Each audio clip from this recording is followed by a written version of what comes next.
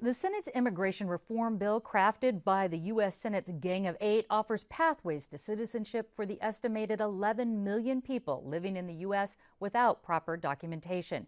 KPBS Fronteras desk reporter Jill Replogle is here to tell us more about this bill. Now, Jill, you've been following this for some time. Tell us about this Gang of Eight. Who are they and what was their task? It's a bipartisan group of senators. It's led by John McCain, Republican from Arizona, and Chuck Schumer, Democrat from New York. Marco Rubio, the Republican sort of a dream boy, possible future candidate, is also in that group. And they got input from all different sectors on a very comprehensive 844-page immigration reform bill. It's huge, and we're not going to go through all of that, but I do want to take a look at some of these very specific nuts and bolts of it. What does the bill offer to unauthorized immigrants who have been living in this country for quite some time? That's the biggest group, potentially 11 million people. So the first step is they're creating something called provisional legal status, and that will allow people to get a work visa, not a work visa, but allow them to work and also to travel. In order to get that, you have to be in the country before January 1st, 2012. You need to pay back taxes, $1,000 fine, and you can't have anything serious on your criminal record. So stay out of trouble, definitely, I think, as they put it.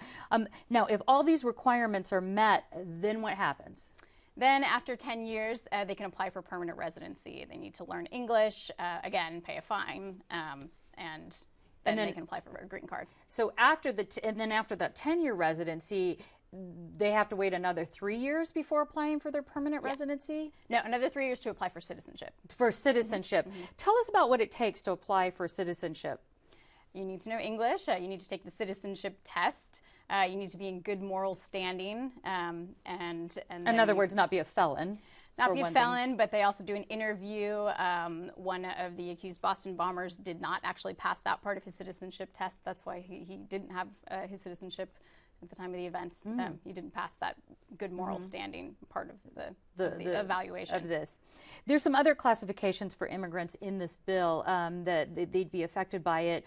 Who are these immigrants that this sort of special category? Right. So one is agricultural workers. If you are currently an agricultural worker in the country legally, you can apply for what they're calling a blue card, and that's also sort of a provisional status. They have actually a quicker path to become residents, a 5-year path to get their green card. And what about highly skilled workers? Yeah, high skilled workers. They're doubling the number of visas for high skilled workers. I think it's around 110,000 the first year. Yeah, what would qualify as that? So those are engineers, computer scientists, mathematicians, people that your Silicon Valley industries are looking to hire. And we just saw something on that list also is this group called the Dreamers, capital Dream. Who are they? Children who were brought here by their parents legally under the age of 16, who graduated from high school here, and they will also have an accelerated path to get their green card. When you talk about accelerated, as in super fast, months or years? 5 years. Okay. What's happened to the bill since it was recently introduced? Where does it stand now? What's happened to it? Earlier this week, the Senate Judiciary had very extensive hearings. I think 8 hours on Monday, went into Tuesday, and I believe Wednesday as well. So, hashing out a lot of the issues that have come up. You know, the Boston bombing threw a huge wrench in this, and there are people calling for holding off until they get the country secure. Others are saying that reforming the way that we keep track of people on visas in this country would help, actually. Do you think it's going to pass in the Senate and in the House? Well, the people who authored the bill, the senators who authored the bill, think they have enough votes to pass in the Senate. The House is a whole different ball of wax, and actually the House is working on their own bill. They may present one version of a bill today, and there are some other people who are working on sort of piecemeal parts of what would be an immigration reform bill in the House. What does President Obama say about this bill or the one in the House that's being developed? President Obama would like to see it all one bill altogether, because the concern is that a pathway to citizenship might not make it into a more piecemeal bill, because that's the real controversial part.